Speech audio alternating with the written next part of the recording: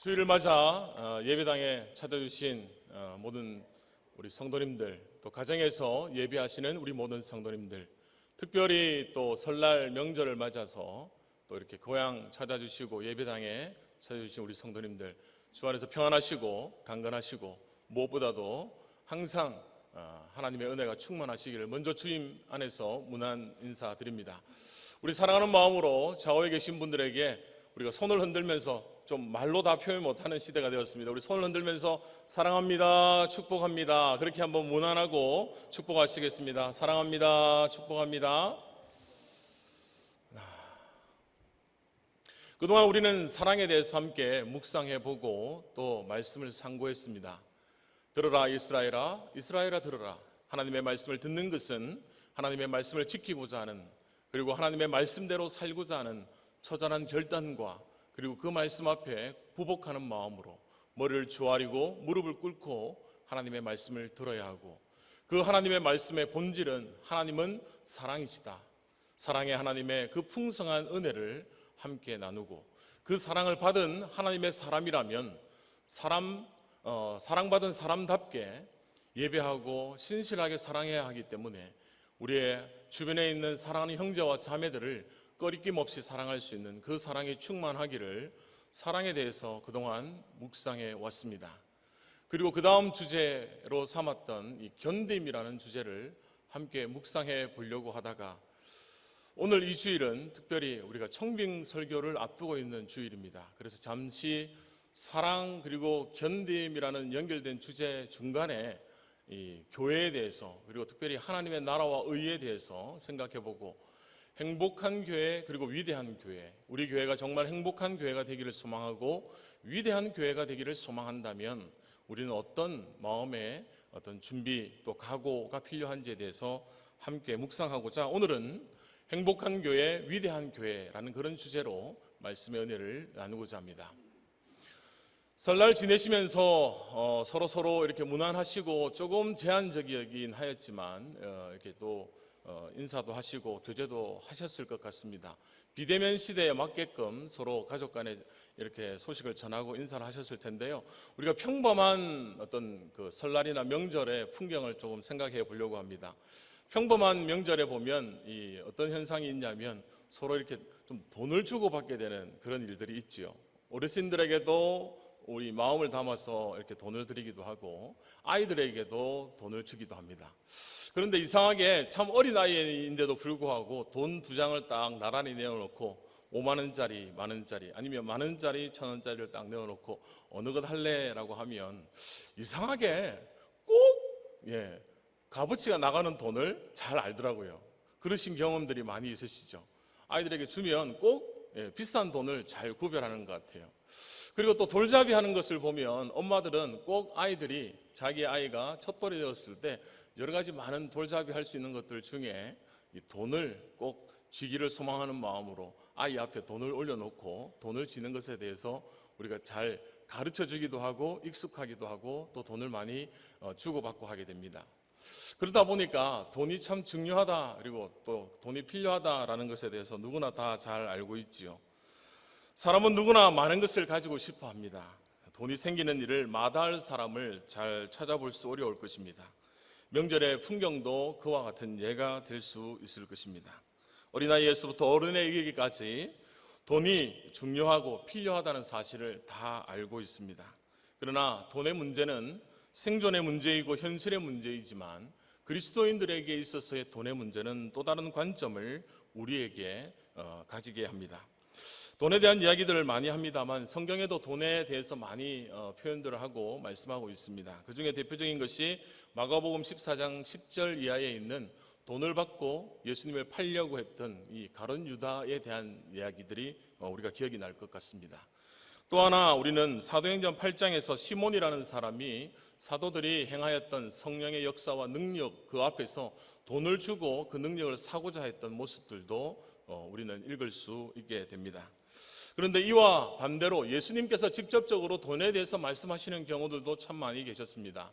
그 중에 대표적으로 우리가 한번 생각해 보자면 가부가 드렸던 2렙돈, 한 고드란트의 이야기, 자기가 가지고 있는 모든 생활비를 드렸던 그 한 여인의 어떤 그 예배, 그리고 또 물질관, 또 하나님을 섬기고자 하는 그런 어떤 신앙의 본질적인 모습을 강조하는 내용들. 또 하나 우리는 이 돈에 대한 문제들을 생각해 볼 때에 어쩌면은 예수님께서 제자들을 파송하심에 있어서도 전대를 가지지 말고 행할 것을 강조하셨던 내용도 기억해 볼 수 있습니다. 마가복음 6장 7절에서부터 9절까지에 있는 이 말씀을 보면 예수님께서는 전대를 가지거나 넉넉하게 무언가를 준비해서 떠나려고 생각하지 말고 있는 것에, 그리고 가진 것에 만족하고 가진 것으로 인하여 전도하는 것이 아니라 사명에, 또 복음에 의해서 사명을 감당하는 일을 말씀하시기도 했습니다. 그 중에 아주 대표적인 것으로서 예수님께서 직접 행하셨던 모습을 우리가 명확하게 볼 수 있는 한 본문이 있습니다. 그것은 마태복음 21장 12절 말씀인데요, 제가 한번 읽어드리겠습니다. 마태복음 21장 12절 13절의 말씀에서 예수님께서 성전에 들어가서 성전 안에서 매매하는 모든 사람들을 내쫓으시며 돈 바꾸는 사람들의 상과 비둘기 파는 사람들의 의자를 둘러 엎으시고 그들에게 이르시되 기록된 바 내 집은 기도하는 집이라 일컬음을 받으리라 하였거늘 너희는 강도의 소굴을 만드는도다 하시니라 라고 말씀하고 있습니다. 특히 이 말씀을 보면서 우리는 돈에 의해서 삶이 지배 당하게 되는 현실의 문제점 앞에 명확하게 제시하시는 예수님의 메시지를 들을 수 있습니다. 바른 삶의 가치관을 적시하는 이 말씀은 인생이, 즉 인간의 인생이 돈보다 하나님을 경외하는 것이 우선이고 하나님을 예배하는 것이 우선인 것, 그리고 무엇보다도 본질인 것을 말하고 있습니다. 그러므로 성도 여러분, 오늘 우리가 예배의 자리에서 예배한다는 것은 우리의 삶에 있어서 가장 중요한 본질적인 것이고 우선적인 것이다. 그리고 무엇보다 소중한 것이고 무엇보다 가치 있는 것이다 라고 먼저 생각하고 오늘의 본문의 말씀을 통해서 은혜를 나누고자 합니다. 오늘 우리는 행복한 교회, 위대한 교회라는 큰 주제 아래 첫 번째 소주제를 이렇게 한번 준비해 보았습니다. 첫째는 먼저 구하라 라는 것입니다. 먼저 구하라. 오늘 많은 사람들은 돈을 구하고 많은 사람들은 돈에 대해서 관심을 가지고 가치를 부여하고 있습니다. 그러나 하나님의 사람이라면 돈보다는 하나님의 나라와 의를 구할 수 있어야 하고 이것이 먼저 되어야 한다라는 오늘 말씀을 마음에 새겨야 할 것입니다.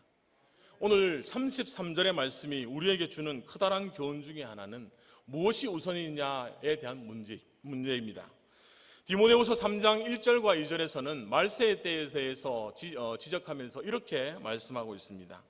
디모데후서 3장 1절에 너는 이것을 알라. 말세에 고통하는 때가 이르러 사람들이 자기를 사랑하며 돈을 사랑하며 자랑하며 교만하며 비방하며 라고 그렇게 말하고 있습니다.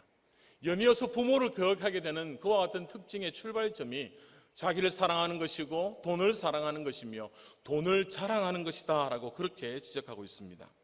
말세의 특징으로 사람들은 자기를 사랑합니다. 그리고 돈을 사랑합니다. 오늘날 많은 사람들은 자기를 사랑하기 때문에 자기에게 꼭 필요한, 즉 돈에 대한 가치를 중요하게 생각하고 돈을 소중히 여기다 보니 돈을 더 사랑하게 되고 돈을 사랑하게 되다 보니 결국은 돈에 대한 강조점이 자랑으로 드러나기 마련인 것입니다. 또한 디모데전서 6장 10절에서는 이렇게 말합니다.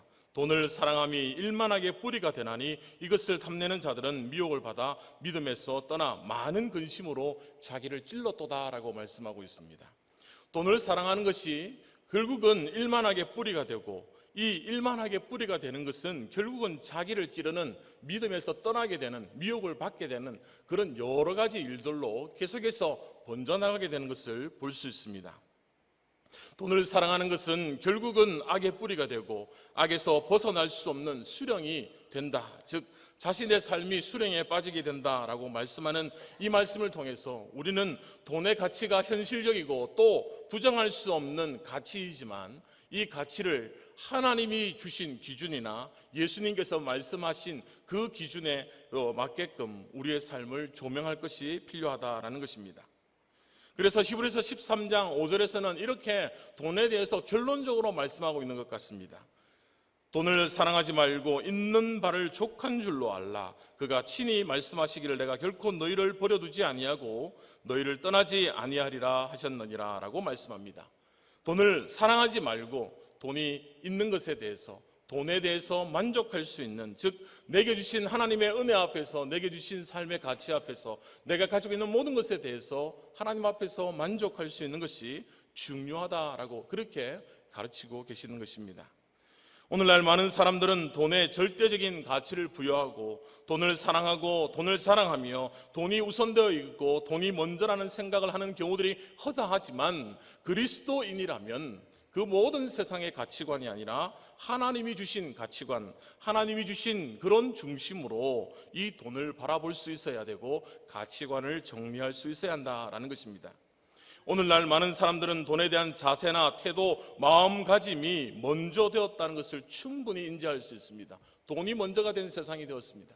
돈이 가장 중요한 우선이 되었던 그런 시대가 되었습니다. 그런 상황에서 오늘 우리에게 주시는 이 33절의 말씀, 첫 번째 요지, 즉 먼저 구하라에서 먼저가 얼마나 중요한지를 다시 한번 되새겨보자라는 것이 첫 번째 요지입니다.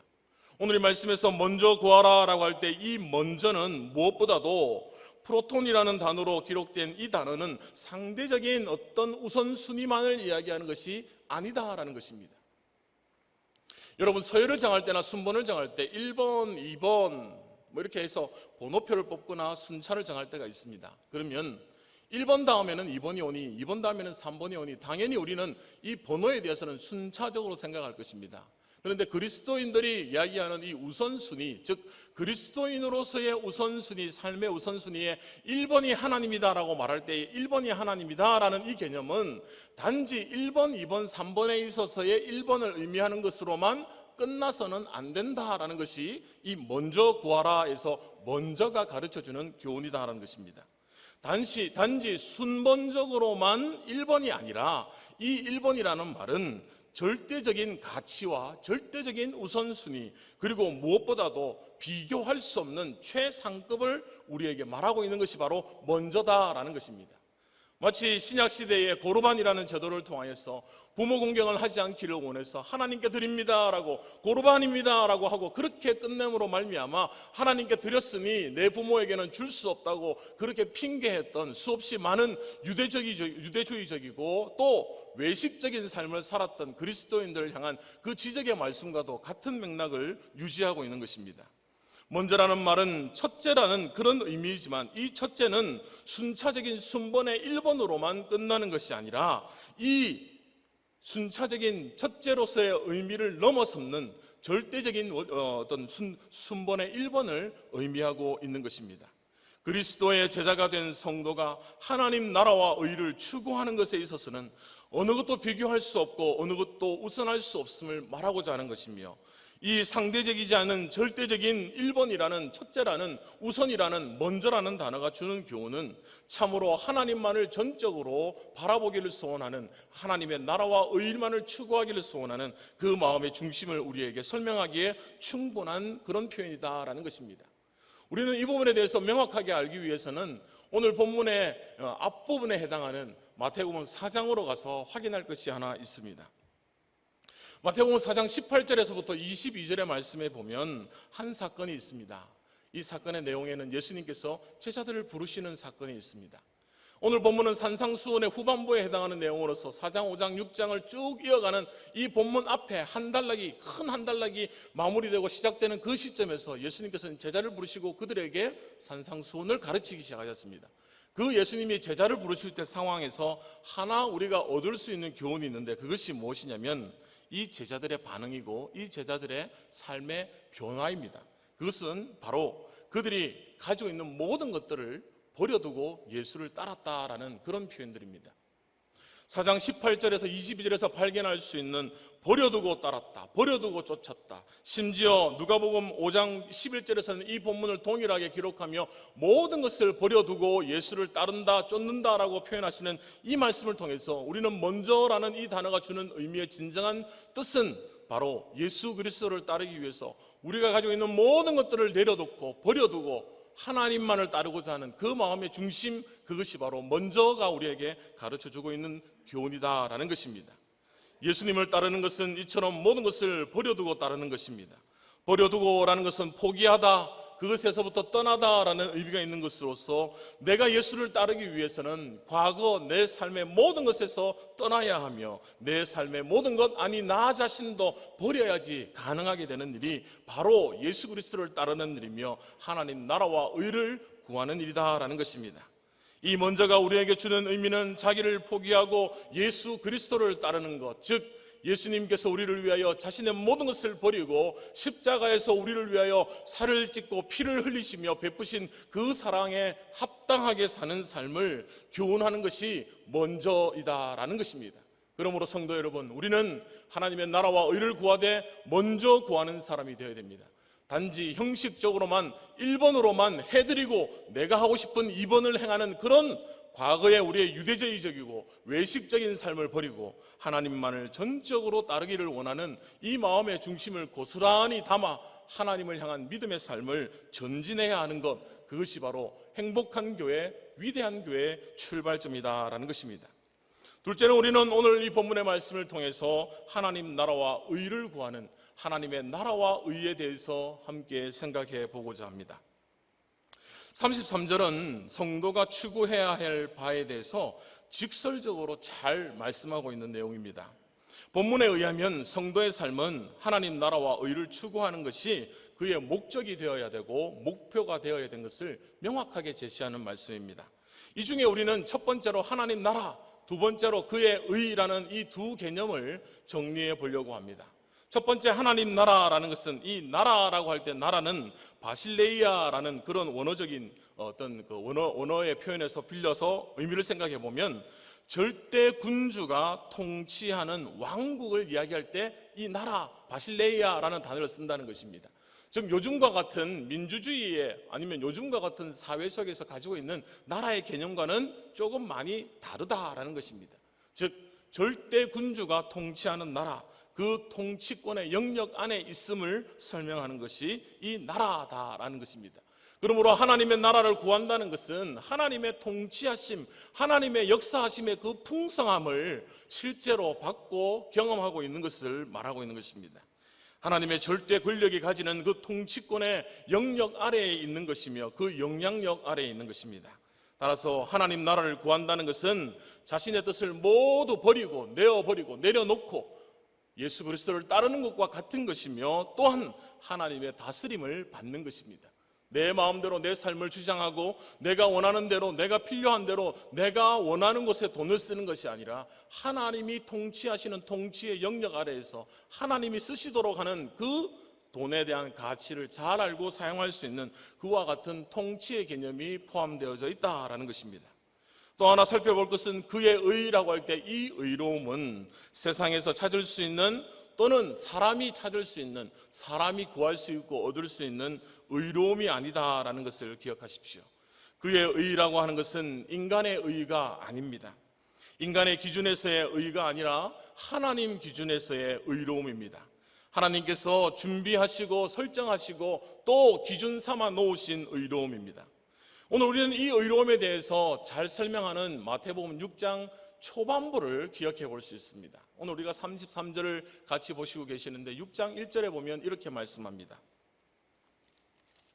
사람에게 보이려고 그들 앞에서 너희 의를 행하지 않도록 주의하라, 이렇게 시작합니다.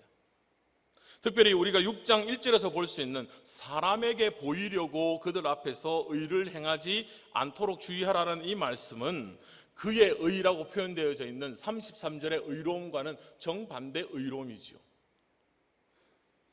마태복음 6장 1절에서부터 18절까지는 유대인들의 고질적인 병폐에 해당하는 위선에 대해서 지적하고 교훈하고 있는 말씀이 포함되어 있습니다. 유대교는 BC 586년 유대가 멸망한 이후에 유대주의자들, 즉 유대인들이 더 신앙생활을 잘하려고 사실 함께 제정하고 진행했던 그런 삶의 신앙의 형태에서부터 시작한 것은 사실입니다. 그들이 민족주의적인 배경 아래에서 고수하려고 했던 수많은 것들이 결국은 외형이 되었고 외식이 되었고 거칠애가 되었고 껍데기만 되어 남아버린 것에 대해서 예수님은 다시 지적하고 계시는 것입니다. 마태복음 6장에서 살펴보면 구분되어지는 문단 안에서 드러나는 중요한 단어들이 있는데 그 중에 하나는 구제와 기도와 금식입니다. 유대인들은 이 구제와 기도와 금식에 대해서 굉장히 중요한 신앙의 관점, 신앙의 어떤 요소로 삼았습니다. 그래서 보이려고 했고 의무적으로 해야 되고 반드시 하지 않으면 안 되는 요소들이 바로 이 세 가지 요소들입니다. 그런데 이 모든 것들에 대해서 예수님은 단 한마디 1절의 말씀을 통해서 사람에게 보이려고 하는 것, 그것은 아무 의미가 없다. 그런 의로움은 하나님 앞에 인정받을 수 없다고 명확하게 말씀하고 있는 것입니다. 그러므로 오늘 우리는 그의 의라고 할 때에 이 그의 의를 구한다라고 할 때 이 의로움이 유대주의적인 의로움도 아니요, 사람이 구할 수 있는 의로움도 아니요, 사람이 이룰 수 있는 의로움도 아니라는 사실에 주목하셔야 되는 것입니다. 그러므로 우리는 인간 스스로의 의로움이 아니라 하나님의 의로움으로, 하나님의 의로움 안에서 하나님의 의를 구할 수 있는 자들이 되어야 합니다. 로마서 3장 20절 이하에서는 이렇게 말씀합니다. 그러므로 율법의 행위로 그의 앞에 의롭다 하심을 얻을 육체가 없나니 율법으로는 죄를 깨달음이니라. 이제는 율법 외에 하나님의 한 의가 나타났으니 율법과 선지자들에게 증거를 받은 것이다 라고 말하면서 하나님께로부터 나타난 이 한 의, 즉 예수 그리스도로 말미암아 예수 안에서 구속받은 자들에게 주어지는 의롭다고 인정하게 하시는 그 하나님의 의, 그것은 본질적으로는 하나님이 거저 주시는 의로움인 것입니다. 그러므로 오늘 우리는 그의 나라와 그의 의를 구하라 라고 할 때 하나님 나라와 의의 개념에서는 이 의가 인간에 의해서 나온 것도 아니요, 인간으로 말미암은 것도 아니요, 하나님께서 우리에게 주셨던 의로움이므로 그 의로움을 구하는 자들이 되어야 된다. 즉 은혜를 구하는 자들이 되어야 된다라는 것이 오늘 33절이 우리에게 말씀하고 있는 것입니다. 당시 율법주의에 사로잡혀 있던 바리새인들에게 남들에게 보이기 위해서 외형적인 선을 행하는 그 모든 형편과 상황과 그 시대의 분위기 속에서 예수님께서는 산상수훈을 통하여 거듭 강조하시며 내적이고 절대적인 의로움, 하나님이 주시는 의로움이 우리를 살게 하는 의로움인 것을 말씀하고 있는 것입니다. 이처럼 하나님 나라와 의를 구하는 자에게 있어서는 그 모든 것들이 수단이요 방편이 되어서 하나님의 나라와 의를 구하는 것에 집중되어야 하고 그의 인생 자체가 하나님 중심이 되어야 하는 것을 우리에게 말씀하고 있는 것입니다. 얼핏 보면 우리가 말하고 있는 의로움이 어쩌면은 비슷하게 보일 수 있습니다. 외형적으로는 다 비슷하게 보일 수 있습니다. 그러나 문제는 본질적으로 내면적으로 우리의 영혼을 의롭게 하는 진정한 의로움은 하나님께로부터 온 의로움 외에는 우리를 의롭게 할 수 있는 의로움이 하나도 없다라는 것입니다. 아무리 큰, 아무리 위대한, 아무리 좋은 자리에서 많은 것들을 말하고 많은 것들을 강조하고 힘을 주어 자신의 의견을 낸다 하여도 그 모든 것들에 능력이 없는 이유는 하나님이 우리에게 베푸시는 의로움, 즉 은혜 안에 있는 의로움이 아니기 때문에 그 능력이 실제로 발휘하지 못하는 것입니다. 그러므로 사랑하는 성도 여러분, 오늘 우리가 하나님 나라와 의를 구한다라는 이 말씀을 통해서 우리가 두 번째 소주제를 통해서 마음에 담아야 할 것은 우리의 삶이 모두가 은혜이다, 우리의 삶의 모든 것은 하나님의 역사이다 라는 것을 다시 한번 기억해야 할 것입니다. 돈을 아무리 많이 가져도 만족하지 못하는 이유 중에 하나는 그것이 은혜로 받은 것이 아니기 때문에 만족이 없는 것이지요. 돈이 아무리 없어도 아무리 힘들어도 그의 삶이 은혜로운 이유는 하나님이 나를 인도하신다라는 그와 같은 분명한 믿음의 삶에서 나오는 삶이 되기 때문에 하나님의 은혜 앞에 당당하고 담대할 수 있는 것입니다. 성도 여러분, 오늘날 시대를 살아가면서 많은 사람들이 어려움에 처해져 있습니다. 모든 사람들의 삶이 참으로 힘듭니다. 그러나 우리의 삶의 힘듦보다 더 큰 것은 하나님의 은혜이고 우리의 삶의 본질을 인도하시는 것은 하나님의 인도하심, 즉 하나님의 의로움, 하나님의 나라인 것입니다.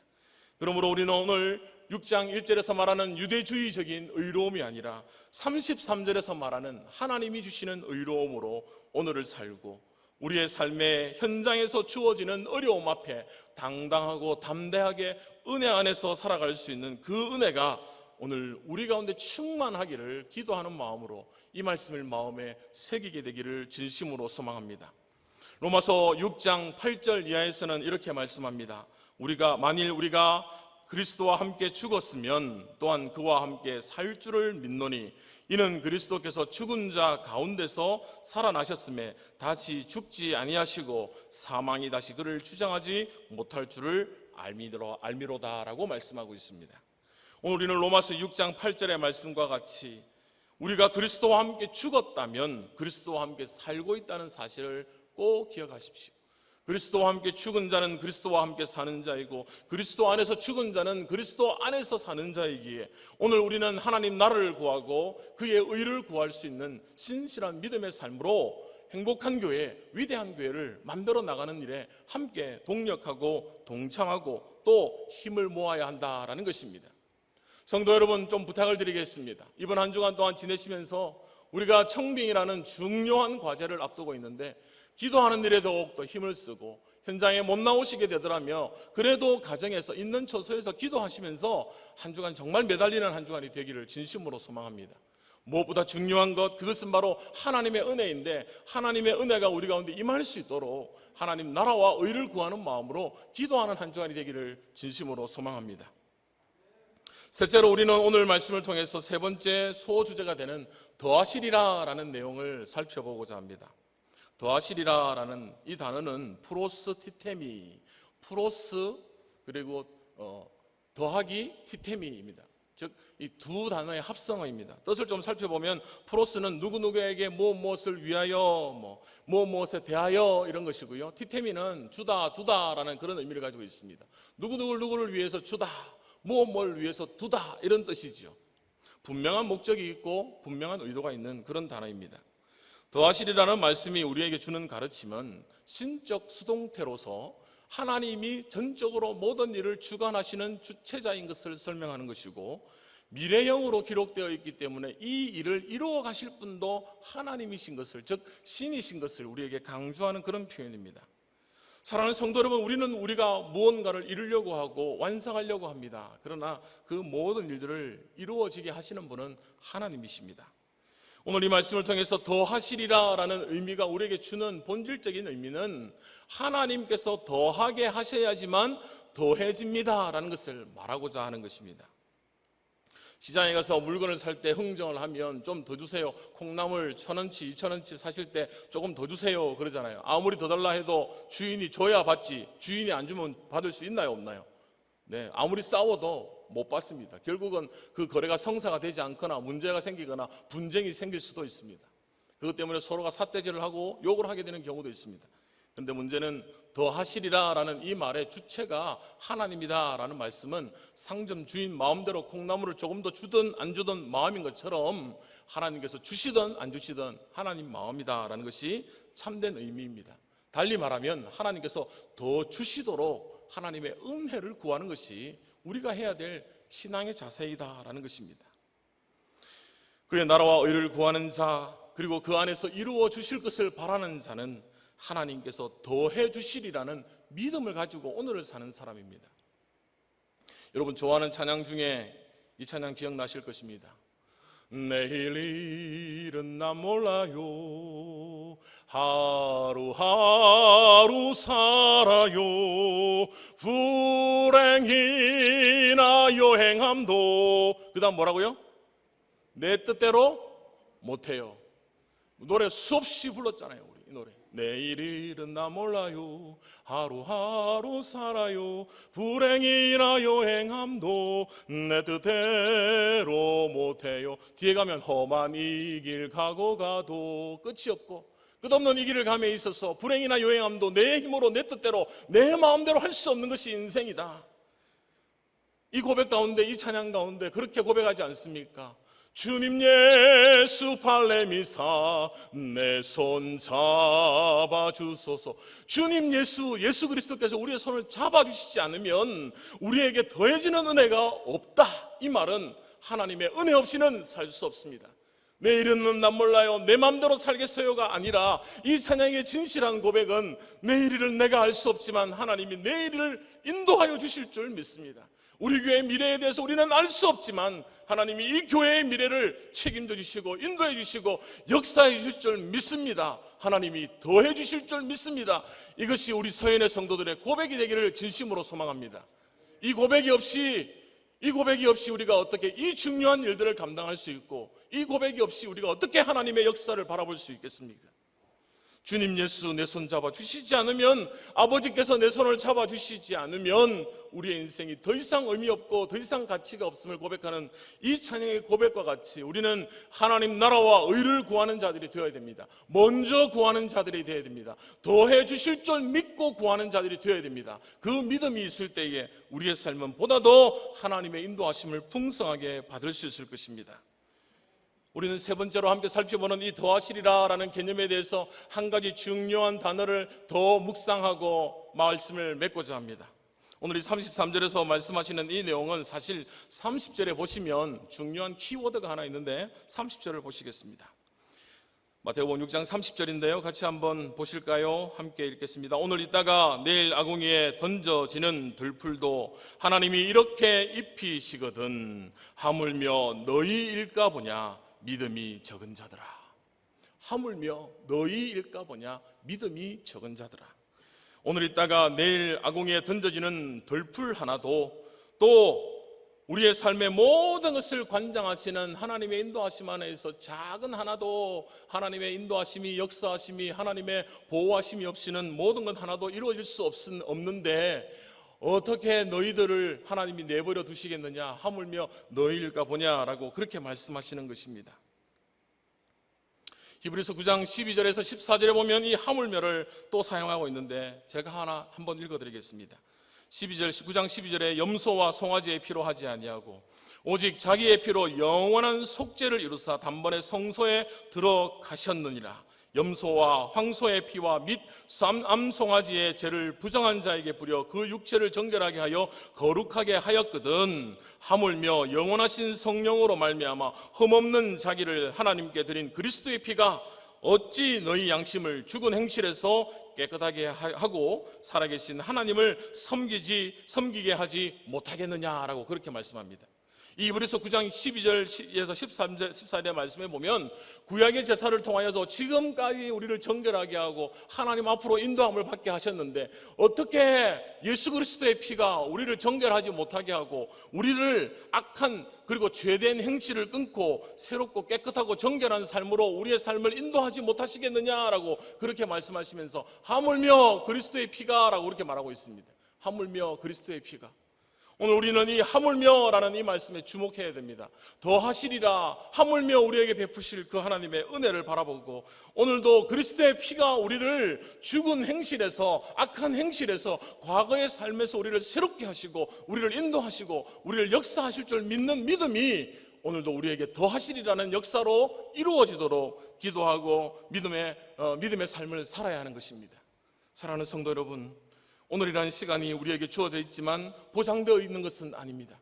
내일이라는 시간이 누구에게나 열려 있는 것처럼 보이지만 우리의 인생이 언제 끝날 줄 모릅니다.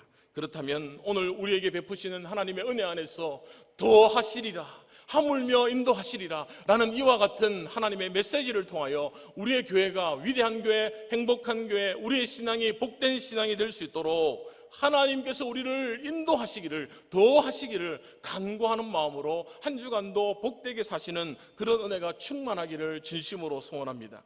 이 더불어 더하시는 또 하물며의 신앙을 가지고 있는 사람은 염려하지 않습니다. 염려하지 않습니다. 마태복음 6장에서 수없이 말하는 내용 중에 하나가 염려에 대한 내용이고 믿음이 작은 자들에 대한 경고적이고 교훈적인 내용들입니다.